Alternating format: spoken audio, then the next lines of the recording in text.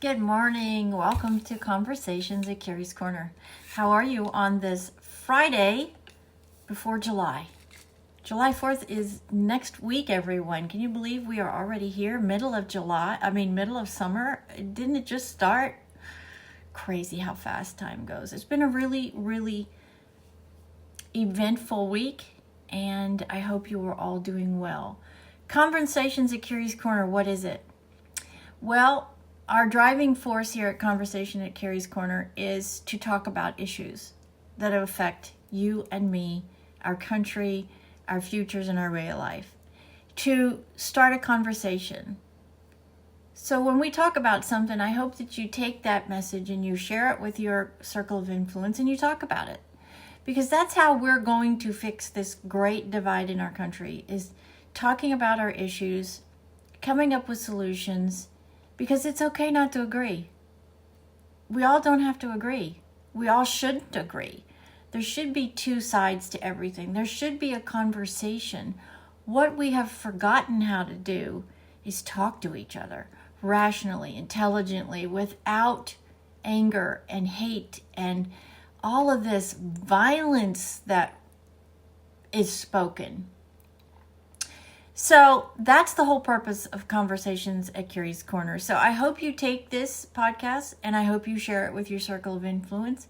And I hope you talk about this, because that's how we're going to get all of this to start churning back in our society, so we can come up with the solutions that we need so we can all have wonderful, prosperous, safe lives here in the greatest country in the world, the United States. This message today is specifically for those of us, for Americans in this great country of ours. Today I want to talk about our military. The military's been in the news this week, obviously, big time.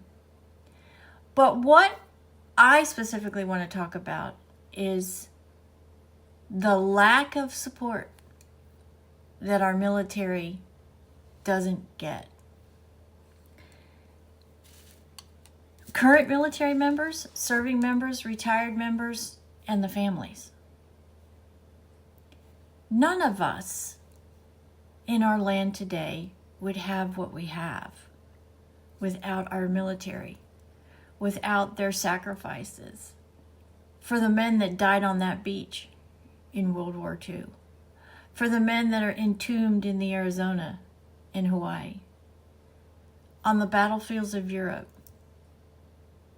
here at home, the thousands of lives buried under the World Trade Center. First responders, military, they do not get enough support. And I mean financial support, but emotional support from our country.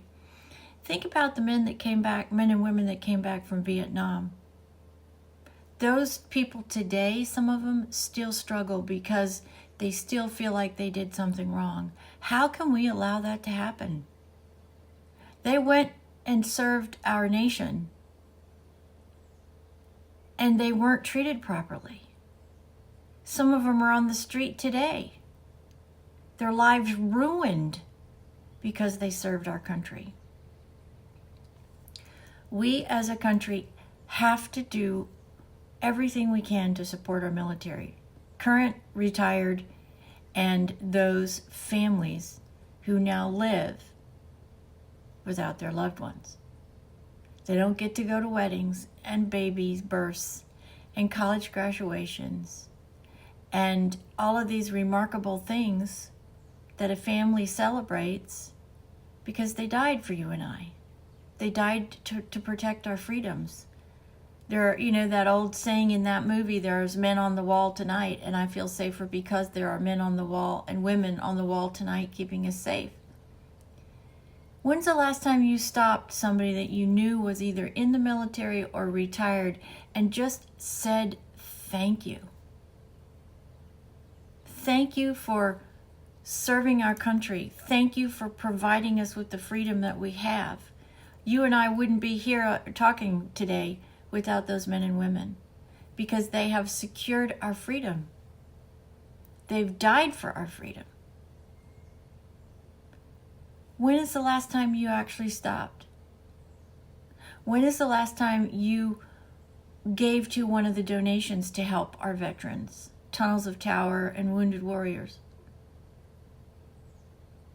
When is the last time you helped a veteran that was struggling, that was wounded, walk across the street or get out of a car or open a door?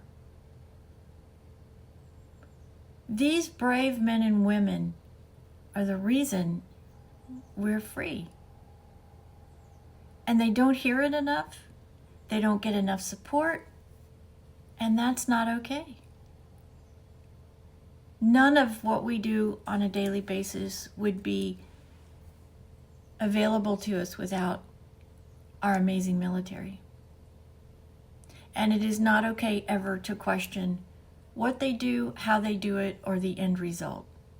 And I think it is repugnant and disgusting and disgraceful of our leaders and our press to second guess getting in a bomber.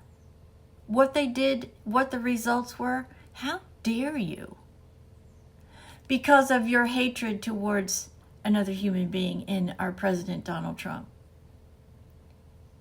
How do you think that makes those brave men and women feel? First of all. Second of all, I don't see you putting on a uniform and going to Iraq or getting in a bomber or standing at the White House to defend it from all enemies, foreign and domestic. No, you are in your cushy life as a reporter, and you go home to your plush surroundings while some of our men and women are sitting in a dirt hole cooking cold food while you live your life. Not okay. Never okay. So I hope this message will be shared, and that we will, as we head into July 4th, our Independence Day, that we all make a concerted effort every single time we hear of a veteran, we see a veteran, or we see a charity for veteran affairs, that we do everything we can to support the person and the entity, because we owe our lives to our military. We are safe because of our military. We are safe right now because we have a president who is willing to say, no, America and Americans must be first. How is that ever a problem? Don't get it. And there's no justification that you could ever say, for me anyways, that would justify your point of view or your hatred and your lack of respect for the men and women who have died so you can do what you do and say the nasty, vulgar things that you say. Talk about not respecting and being grateful for what you have.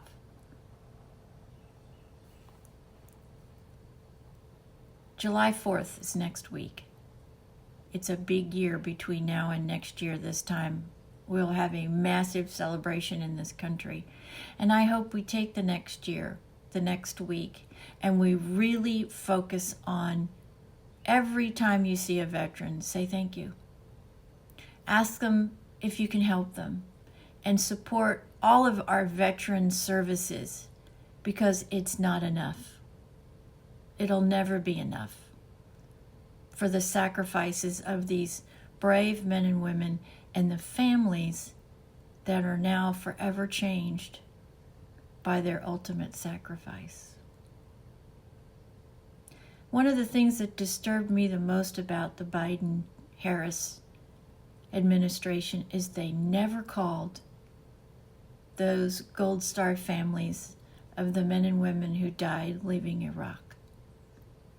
That is a blight that should never be forgiven, and no representative, no American should ever not support, encourage, and say thank you to our veterans and their families.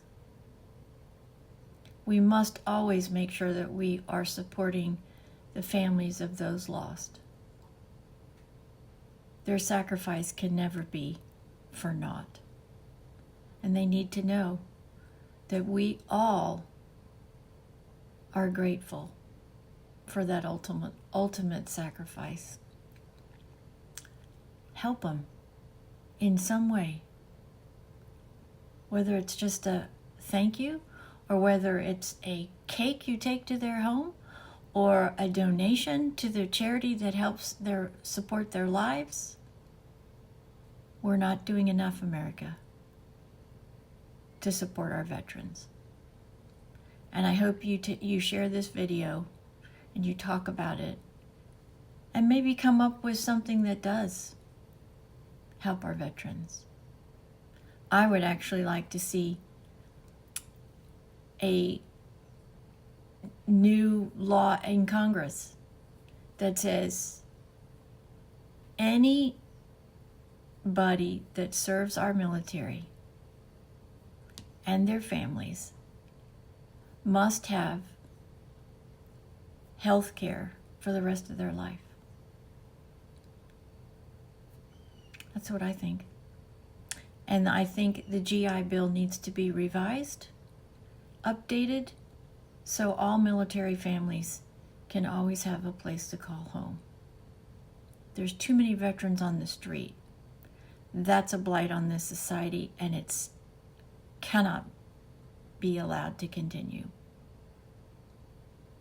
It's a disgrace to see veterans homeless who have served our nation and given all of us the ability to have our life and our freedom. Conversations at Kerrie's Korner. Love to hear from you. Love some feedback. If there's a subject that you'd like me to discuss, let me know. And let's just continue to keep growing this community where it's all about talking about the subjects that we need as a society to fix, so we can live wonderful, safe, prosperous futures and ensure them for all the generations to come. God bless you, and thanks so much for joining me at Conversations at Kerrie's Korner. We'll see you the next time. Twice a week, any subject, let me hear from you. God bless.